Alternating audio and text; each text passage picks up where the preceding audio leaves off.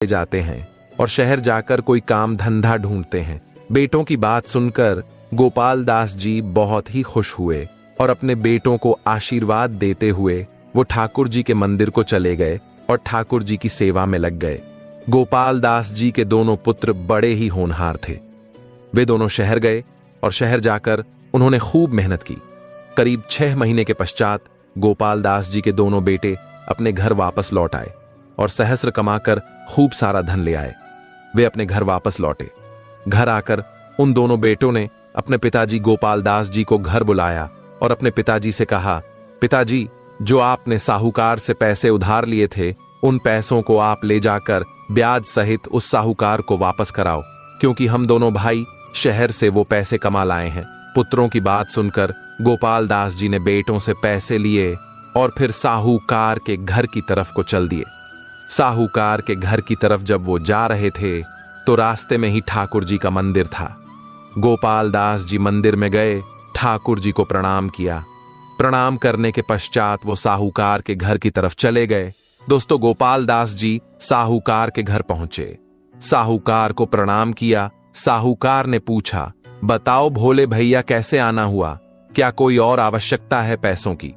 तो गोपाल दास जी बोले, नहीं नहीं भैया, मुझे पैसों की अब कोई आवश्यकता नहीं है, बल्कि मैं तो आपके जो मैंने पैसे उधार लिए थे उन पैसों को वापस लौटाने के लिए आया हूं। साहूकार ने अपना वही खाता खोला, दिन तारीख देखी और तारीख देखने के बाद उसने अपना हिसाब लगाया और फिर गोपाल दास जी से बोला, भोले भैया, तुम्हें मुझे इतनी रकम वापस देनी है। इतना तुम्हारा ब्याज हो गया और इतना तुम्हारा मूल था। गोपाल दास जी ने अपने कुर्ते की जेब में हाथ डाला और अपने कुर्ते की जेब से पैसे निकाले और जितना उस साहूकार के ब्याज सहित पैसे बने थे वो गोपाल दास जी ने उस साहूकार को दे दिए। साहूकार ने अपने वही खाते से हिसाब मिटा दिया। हिसाब मिटाने के पश्चात उसने एक पर्ची बनाई। उस पर्ची पर लिख दिया कि आज इस तारीख को गोपाल दास जी ने मुझे मेरे सारे पैसे सूद समेत वापस कर दिए हैं और अब मेरा गोपाल दास जी पर कोई भी पैसा बकाया नहीं है।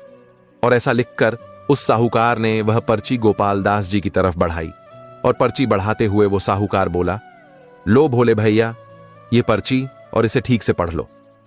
गोपाल दास जी ने पर्ची पकड़ते हुए कहा, कोई बात नहीं भैया, आपने लिखा होगा तो सही सही लिखा होगा, मुझे तो पढ़ना लिखना आता नहीं है और मुझे आप पर पूर्ण विश्वास है। जब साहूकार ने गोपाल दास जी के ऐसे वचनों को सुना तो उसके मन में लालच आ गया।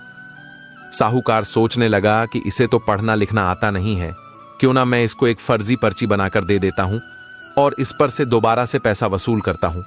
जब उस जमींदार के मन में पाप आ गया तो उसने गोपाल दास जी से कहा, आप ये पर्ची थोड़ी देर यही रख दीजिए और अंदर से मेरे लिए थोड़ा पानी ले आइए। गोपाल दास जी पानी लेने अंदर गए। तब तक उसने पहले वाली पर्ची को तो वहीं खाते में रख दिया और उसके स्थान पर एक दूसरी पर्ची तैयार की और उस पर पेंसिल से आड़ी तिरछी लकीरें खींच दी। और जब गोपाल दास जी वापस आए तो उस पर्ची को गोपाल दास जी को देते हुए वो साहूकार बोला, लो भोले भैया, तुम्हारे हिसाब की पर्ची। गोपाल दास जी बहुत ही सीधे साधे इंसान थे।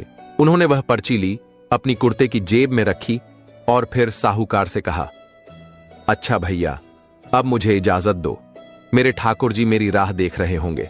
और ऐसा कहकर वो गोपाल दास जी साहूकार के घर से निकले और सीधे ठाकुर जी के मंदिर में पहुंच गए। और मंदिर पहुंचकर उन्होंने साहूकार से मिली पर्ची बिहारी जी के चरणों में रखी और उस पर्ची को रखने के बाद वो बिहारी जी की सेवा में लग गए। दोस्तों, कुछ दिनों के बाद उस साहूकार ने अपना एक आदमी गोपाल दास जी के घर भेजा और उसे भेजकर यह संदेशा भिजवाया कि आपने जो साहूकार से पैसे लिए थे वह पैसे वापस मंगाए हैं। जब गोपाल दास जी के घर वालों को उस आदमी ने यह संदेशा दिया तो गोपाल दास जी के घर वालों ने गोपाल दास जी को बुलाया और उनके पुत्रों ने अपने पिता से पूछा, पिताजी, हमने जो आपको पैसे दिए थे क्या वह आपने साहूकार को अभी तक नहीं दिए? अपने पुत्रों के ऐसे वचनों को सुनकर गोपाल दास जी कहने लगे, नहीं नहीं बेटा, मैं तो साहूकार का पूरा हिसाब कराया था और उस साहूकार ने मुझे एक पर्ची भी दी थी। गोपाल दास जी के बेटों ने कहा, तो शायद उनसे कोई गलती हो गई होगी। एक काम करो पिताजी, आप उनके पास जाओ और उनसे कहना कि मैंने तो आपका पूरा हिसाब कर दिया है, फिर आपने मेरे घर पर अपना आदमी क्यों भेजा? गोपाल दास जी फिर से साहूकार के पास पहुंच गए और साहूकार से कहने लगे, महाजन, मैंने तो आपका पाई पाई का हिसाब कर दिया था, फिर आपने अपना आदमी मेरे घर पैसे लेने के लिए क्यों भेजा? साहूकार के मन में तो पहले से ही लालच भरा हुआ था कि भोले भाले गोपाल दास जी से मुझे दोबारा पैसे लेने हैं। उसी लालच के वशीभूत होकर वो साहूकार गोपाल दास जी से बोला, नहीं नहीं भोले भैया, अभी आपने मुझे पैसे नहीं दिए हैं। गोपाल दास जी कहने लगे, भैया ठीक से याद करो, मैंने आपको पैसे दिए हैं और उसके बदले में आपने मुझे एक पर्ची भी दी थी। साहूकार क्रोध में आंखें लाल करते हुए बोला, लगता है आपकी बुद्धि सठिया गई है, आप थोड़े बुजुर्ग हो गए हैं, इसलिए आपको याद नहीं है। आपने किसी और को दिए होंगे और आप ये सोच रहे हैं कि वह पैसे आपने मुझे दिए हैं। आप अपने दिमाग पर जोर डालिए और 2 दिन के अंदर मेरे पैसे मुझे मिल जाने चाहिए। या तो तुम मुझे मेरे पैसे समय से पहुंचा देना, नहीं तो मैं तुम्हारे खिलाफ कोर्ट में केस कर दूंगा। साहूकार के जब ऐसे वचनों को जब गोपाल दास जी ने सुना तो वह कहने लगे, भैया तुम्हें जो करना है वो करो, मैं तो बस इतना जानता हूं कि मैंने तुम्हें पैसे दिए हैं और अब मैं तुम्हें दोबारा 1 पाई भी नहीं दूंगा। और इतना कहकर गोपाल दास जी साहूकार के घर से वापस लौट आए और मंदिर में बैठकर ठाकुर जी का भजन करने लगे। दोस्तों, अगले दिन की सुबह साहूकार कोर्ट में गया और कोर्ट में उसने गोपाल दास जी के खिलाफ केस कर दिया। जब केस दर्ज हो गया तो कोर्ट से उन्हें एक सम्मन आया जिसमें लिखा था कि इस तारीख को तुम्हें कोर्ट में हाजिर होना है, जहां पर तुम्हें यह बताना है कि आप साहूकार के पैसे क्यों नहीं लौटा रहे हैं। दोस्तों, वह दिन भी आया जिस दिन उस केस की तारीख थी। गोपाल दास जी और साहूकार दोनों कोर्ट पहुंच गए। सामने जज साहब बैठे हुए थे। जब अर्दली ने पुकारा, गोपाल दास जी हाजिर हो, तो गोपाल दास जी कटकर्री में जाकर खड़े हो गए। जब जज ने पूछा, क्यों भाई गोपाल दास जी, आपने अभी तक साहूकार के पैसे क्यों नहीं लौटाए? तो गोपाल दास जी कहने लगे, जज साहब, मैंने तो इनका पाई पाई का हिसाब कर दिया था और पता नहीं ये क्यों मुझ पर अकारण ही दोष लगा रहे हैं। जज ने पूछा, गोपाल दास जी, जब तुमने साहूकार को पैसे दिए थे तो साहूकार से तुमने कोई सबूत लिया था? तो गोपाल दास जी बोले, जी हुजूर, मैंने जब साहूकार को रुपए लौटाए थे तो साहूकार ने मुझे सबूत के तौर पर एक पर्ची दी थी। जब जज ने पूछा, कहां है वह पर्ची, क्या तुम उस पर्ची को मुझे दिखा सकते हो? गोपाल दास जी ने अपने कुर्ते की जेब से वो पर्ची निकाली जो साहूकार ने बना के दी थी और जज साहब की तरफ बढ़ा दी। जज साहब ने वो पर्ची देखी और पर्ची देखकर जज साहब बोले, इसमें तो ऐसा कुछ भी नहीं लिखा है जिससे पता चल सके कि तुमने साहूकार के पैसे लौटा दिए हैं। जज की यह बात सुनकर आज वह गोपाल दास जी रोने लगते हैं और रोते रोते कहते हैं, जज साहब, मुझे इस साहूकार ने जो पर्ची दी थी वो मैंने आपको दिखा दी, इससे आगे मैं कुछ नहीं जानता। जज साहब बोले, गोपाल दास जी रो मत, मुझे यह बताओ, जब तुमने साहूकार को पैसे दिए थे तो उस समय तुम दोनों के अलावा वहां पर क्या कोई तीसरा व्यक्ति भी मौजूद था? जज की बात सुनकर गोपाल दास जी बोले, जी हुजूर, वहां पर हम दोनों के अलावा ठाकुर जी मौजूद थे और मुझे पैसे देते हुए ठाकुर जी ने देखा था।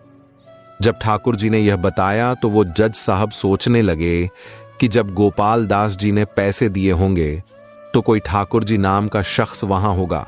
उस जज को क्या पता था कि गोपाल दास जी जिस ठाकुर जी के बारे में बता रहा है वो तो तीनों लोगों के मालिक हैं और तीनों लोगों के पालनहार हैं। भक्तों, जज ने ठाकुर जी के नाम का वारंट निकाला और कोर्ट में मौजूद अपने सिपाहियों से बोला कि वारंट लेकर गोपाल दास जी के गांव जाओ और उस ठाकुर जी को वारंट देकर आओ। और इतना कहकर उस जज ने गोपाल दास जी और साहूकार को भी घर भेज दिया और दोनों से कहा कि आज से 3 दिन बाद फिर से तुम्हें अदालत में आना है। दोस्तों, दूसरा दिन हुआ। दूसरे दिन वो सिपाही भी ठाकुर जी का वारंट लेकर गोपाल दास जी के गांव में पहुंच गया।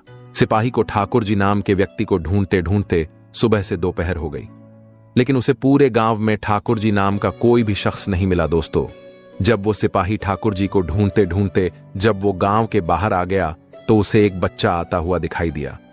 सिपाही उस बच्चे के पास पहुंचा और उस बच्चे से पूछने लगा, बेटा, बांके बेहाजिरों का घर कहां है?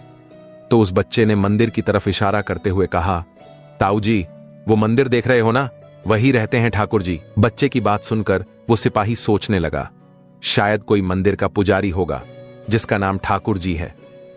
वो सिपाही मंदिर के गेट पर पहुंचा और मंदिर के दरवाजे में अपना बैत मारते हुए बोला, क्या कोई अंदर है? मंदिर का पुजारी निकलकर मंदिर से बाहर आया और हाथ जोड़ते हुए बोला, क्या बात है साहब, आप यहां किसे ढूंढ रहे हैं?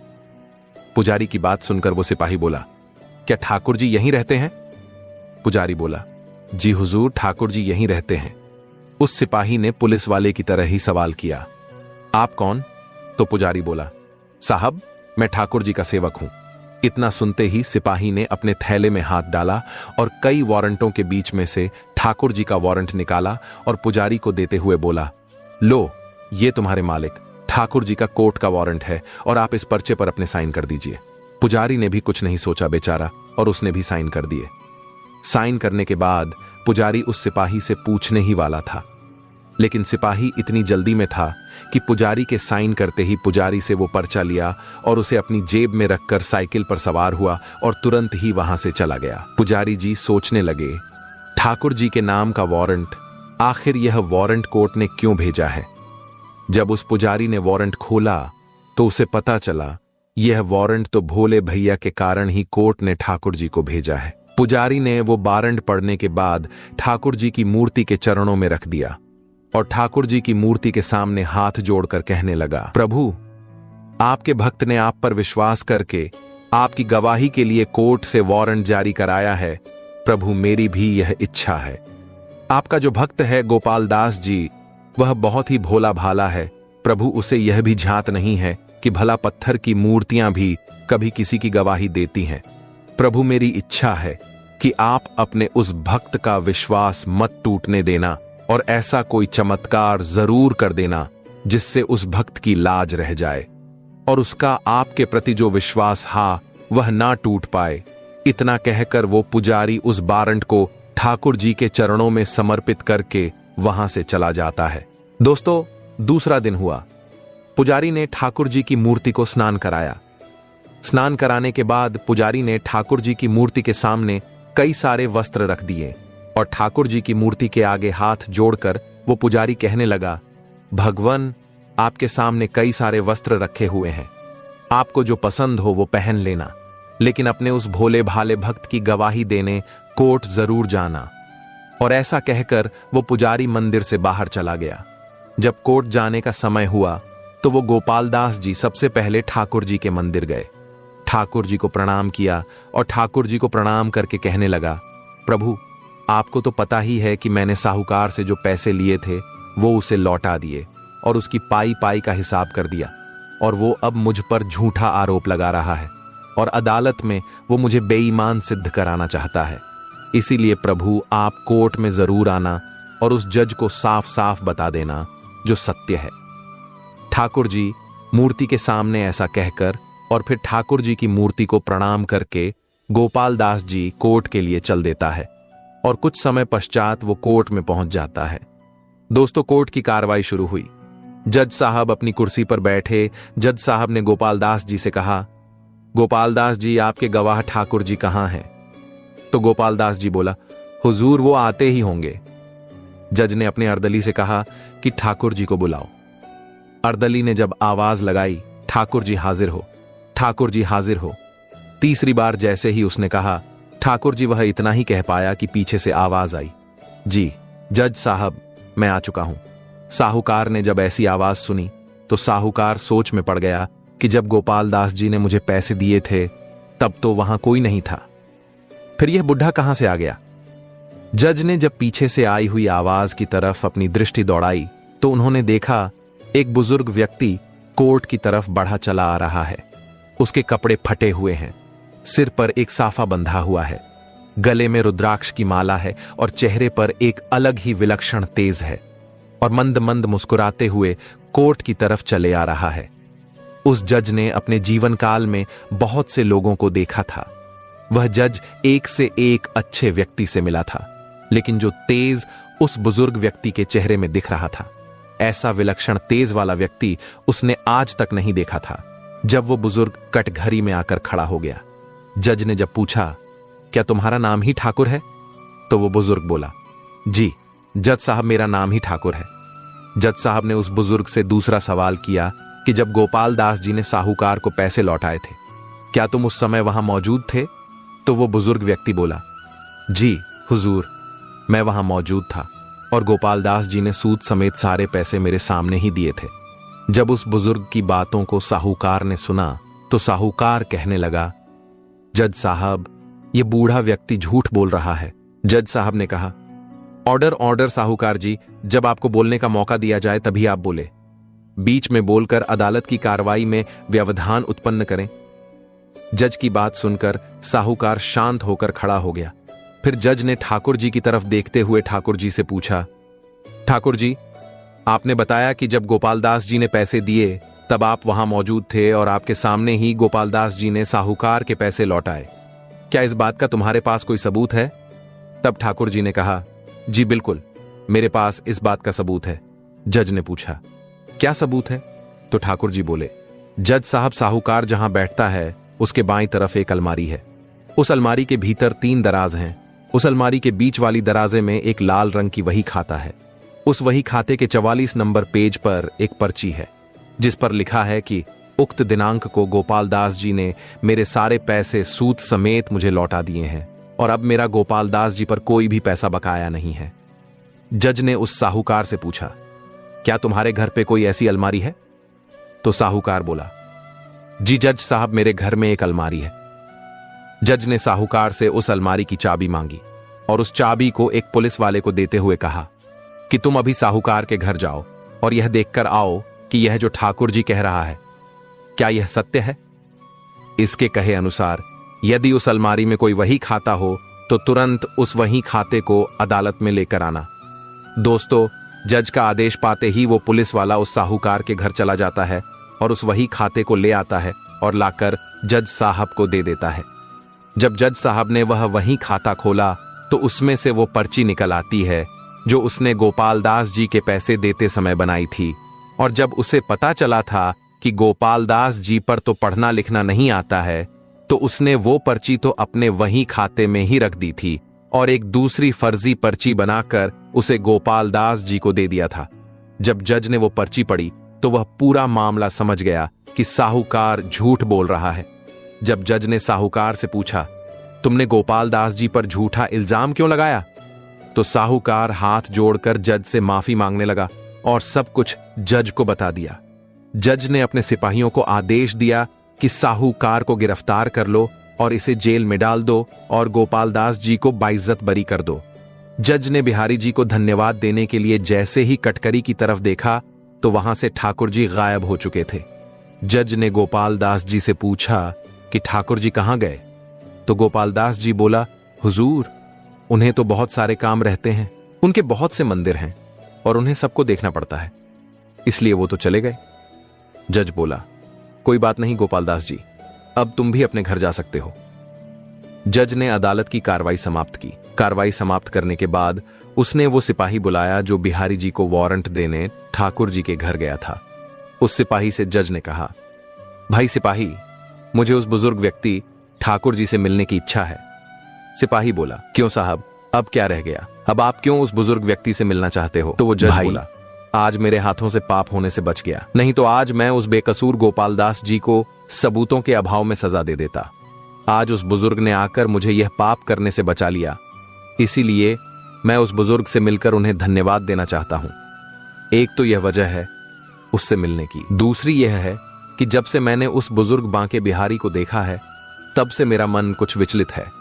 जज साहब की बात सुनकर वो सिपाही बोला, साहब, बात तो आप सही कर रहे हैं, मैंने भी अदालत में बहुत से गवाहों को देखा है, लेकिन आज जो गवाह गवाही देने आया था उसके जैसा तो मैंने आज तक कभी नहीं देखा। जज साहब बोले, भाई अब तू ज्यादा विलंब मत कर और मुझे उन बुजुर्ग के पास ले चल। दोस्तों, इस प्रकार वो जज और सिपाही वहां चल दिए जहां ठाकुर जी का मंदिर था। जब वे मंदिर पहुंचे, जब दोनों ने मंदिर में प्रवेश किया, जज और सिपाही दोनों ही हैरान रह गए, क्योंकि मंदिर में जो मूर्ति थी उसकी छवि और आज जो अदालत में गवाही देने बुजुर्ग आया था उसकी छवि एक समान थी। जज साहब यह देखकर हैरत में पड़ गए। जज साहब ने सिपाही से पूछा, तुमने वारंट किसे दिया था? तो सिपाही बोला, मैंने तो वारंट इनके नौकर को दिया था। जब मैंने नौकर से पूछा था कि ठाकुर जी के तुम कौन हो, तो उसने मुझे बताया था कि मैं ठाकुर जी का सेवक हूं। जज साहब ने सिपाही से कहा, अब कहां होंगे वह बिहारी जी के सेवक? सिपाही बोला, हुजूर आप यहीं बैठिए, मैं अभी उन्हें देखकर और उन्हें बुलाकर लाता हूं दोस्तों। ऐसा कहकर वो सिपाही मंदिर परिसर के अंदर चला गया और पुजारी जी को ढूंढने लगा। कुछ समय बाद सिपाही के साथ वो पुजारी जज साहब के सम्मुख था। जज साहब ने पूछा, आप ठाकुर जी के कौन हो? तो वो पुजारी बोला, हुजूर मैं तो उनका सेवक हूं। जज साहब बोले, कहां है तुम्हारे मालिक? मैं उनसे मिलना चाहता हूं। पुजारी ने मूर्ति की तरफ इशारा करते हुए कहा, हुजूर आपके सामने ही तो हैं। हमारे मालिक ठाकुर जी जो मूर्ति आप देख रहे हैं, ये मूर्ति ही तो हमारे भगवान कृष्ण बिहारी जी की है और यही है हमारे आराध्य श्री बांके बिहारी जी। दोस्तों, जब जज ने पुजारी के ऐसे वचनों को सुना तो वह जज सब कुछ समझ चुका था। उसे पता चल चुका था कि आज उसकी अदालत में कोई और नहीं बल्कि स्वयं साक्षात भगवान श्री कृष्ण जी ही गवाह के रूप में अपने भक्त की गवाही देने के लिए आए थे। दोस्तों, यह पता चलते ही उस जज ने सब कुछ छोड़ा और उन्होंने वृंदावन की सीट लगा ली और तब से आज तक वो ठाकुर जी का स्मरण करते हुए वृंदावन की गलियों में ही घूमते रहे। दोस्तों, कहते हैं जब इंसान का कर्म सच्चा हो तो ईश्वर भी उसका साथ देने जमीन पर उतर आते हैं। ये कहानी उसी चमत्कार की है जहां भगवान खुद एक भक्त की गवाही देने अदालत पहुंच गए। कोई आपके बिना खुश है तो उसे खुश ही रहने दो, उसके पीछे पड़कर अपने आत्मसम्मान को कभी मत खोना। सच्चाई हमेशा खामोश रहने वाले इंसान के अंदर ही मिलती है। झूठ बोलने वाले तो हमेशा शोर मचाते हैं। जब किस्मत साथ ना दे तो समझ लेना आपकी मेहनत ही आपका साथ देगी। जिनका वक्त खराब है उनका साथ जरूर दो, लेकिन जिनकी नीयत खराब है उनसे दूर रहना ही बेहतर है। जिंदगी छोटी नहीं होती, लोग जीना ही देर से शुरू करते हैं। जब तक रास्ते समझ जाते हैं तब तक लौटने का वक्त हो जाता है। रात को रोकर सोना और सुबह उठकर किसी को महसूस भी ना होने देना, जिंदगी यह हुनर भी सिखा देती है। न परेशान किसी को कीजिए, न हैरान किसी को कीजिए। कोई लाख गलत भी बोले, बस मुस्कुराकर छोड़ दीजिए। समय मनुष्य के बनाए मार्गों पर नहीं चलता, मनुष्य को समय के दिखाए मार्ग पर चलना पड़ता है। इसी को नियति कहते हैं। आप कभी भी जो करें अपनी मेहनत और नियति पर विश्वास रखें। बिना कुंडली मिलाए आजीवन चलने वाला एक अद्भुत संबंध केवल प्रेम है। यह दर्शाता है कि वास्तविक प्रेम में कोई शर्तें नहीं होती और इसे बिना किसी स्वार्थ या अपेक्षाओं के निभाना चाहिए। तो दोस्तों, कैसी लगी आपको ये कहानी? आप हमें कमेंट सेक्शन में जरूर बताना और अच्छी लगी हो तो इस चैनल को सब्सक्राइब जरूर कर लेना। तो चलिए मिलते हैं ऐसी ही कोई नई कहानी में। तब तक के लिए अपना ख्याल रखें। धन्यवाद।